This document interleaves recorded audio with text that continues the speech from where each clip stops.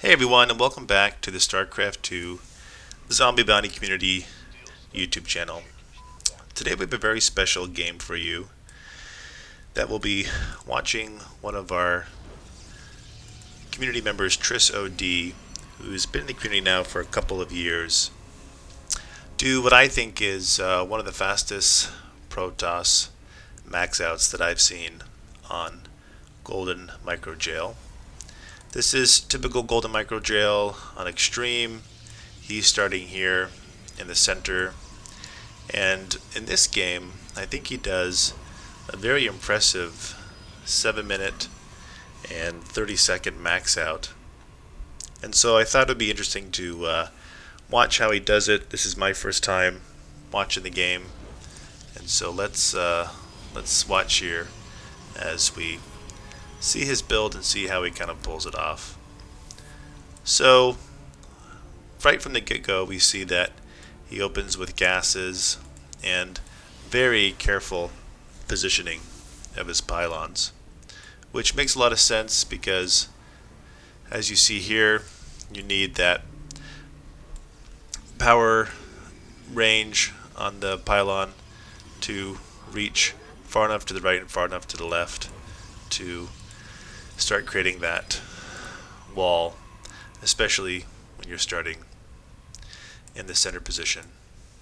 But already we're starting to see here 2 cyber cores, which I think is what will allow him later on to get those air weapons as quickly as possible. And we see here a little gap between those cybernetic cores, which I think a lot of players use as a way to kind of create a choke for the zombies. But yeah, as we see here already before the 2-minute mark, we already have our first Stargate and the cannons start going down. And so I've actually seen Triss and played with Triss a few times, and I think one of the things that I find most interesting about his build is that he techs up as quickly as possible first, and then right before the zombies arrive, he starts to kind of drop those defenses, which can be a bit different than other players who maybe focus on defenses and then are slowly starting to tech up with factories. Here we see purple just starting to get that Hydralisk den, and teal doesn't even have the factory. And so that certainly is, I think, one of the hallmarks of this build, and part of what makes it so successful. What's also interesting here about this build is that it seems to really focus on just enough cannons to tie him over until he can get his air army, which then will take over defense for him. And this, I think, is a strategy in zombies that a lot of players don't always appreciate. A lot of players in zombies feel like they got to do a lot of static defense and not rely on units to provide that defense. But the only problem with that, of course, is you then can't do anything offensive with static defense. And so that is, I think, one of the cool strategies of this build. And so yeah, we see here now that Triss has kind of his wall up and it's holding, and his voids are starting to kind of assist and take over with a defense. We see here in the back that he now is starting to kind of fill out the rest of this space.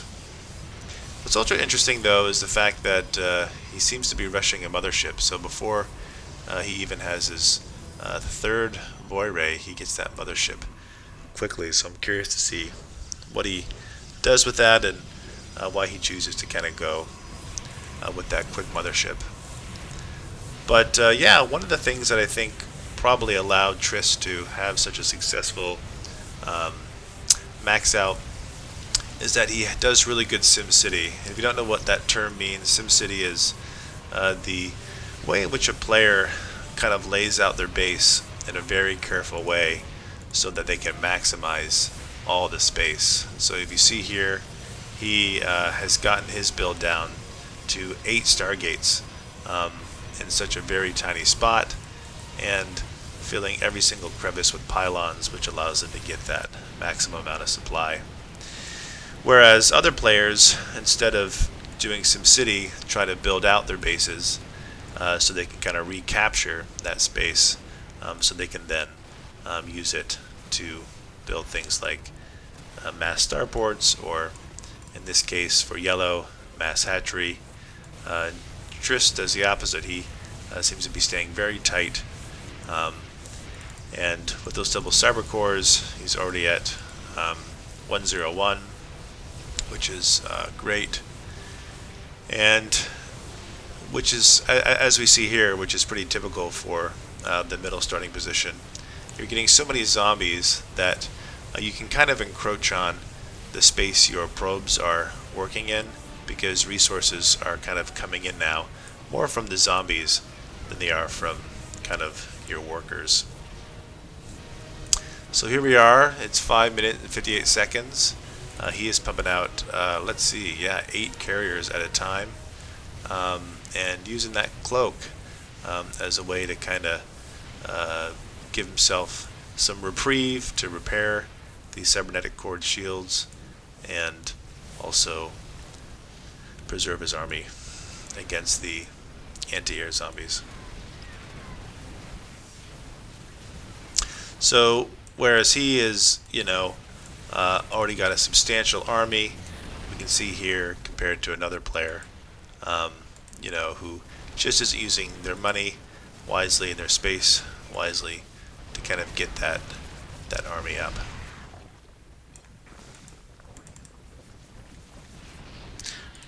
Arcantos is just starting to get his hatcheries up.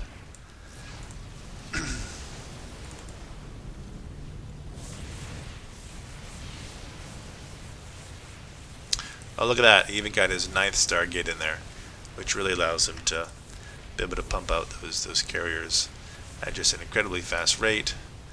And it looks like he even managed to get what is it? No, he didn't seem to get He didn't seem to get the Templar Archives, which allows you to get level 2 and 3 shield. But he did get the Fleet Beacon, which allows him to get that 2/2 as quickly as possible. But yeah, I mean, there you have it. Just incredible. 7 minutes and 30. I think that was maybe 38 seconds. He is already at 199 supply. Now, not all of those carriers are done. A few are still under construction. And for those who don't know, there's also kind of a secondary way of maxing, which is you kill your workers because you no longer need that money on Golden Microjail, and that lets you get maybe another 2 or 3 carriers. But still, a very impressive 7 minute and 38 second max out, and a really formidable build, especially when you're playing these races like Terran, who can just devastate once they get the Liberators up there, and Zerg, who always tend to have an economic advantage because lurkers just do so much of the work for them. And so here we see Triss now moving out, being able to take the game. One of the trade-offs, though, of this build is that you don't have as much static defense as maybe other type of Protoss builds, and so that means that you really need to lean heavily on your army to do that defending for you, or an ally to do that defending for you. Realistically, though, a player could just technically leave a few of their carriers at home to kind of tie them over. But if you're in a game where it's a bit neck and neck, that might be one of the problems you run into with this build, is that it leaves you a bit vulnerable without your armory, because, like I mentioned at the beginning, you're kind of rushing that tech rather than that defense, which means you're depending more on your army to do that defending for you rather than the static defense. So, a really impressive game. I'm certainly learning a lot, kind of watching this replay.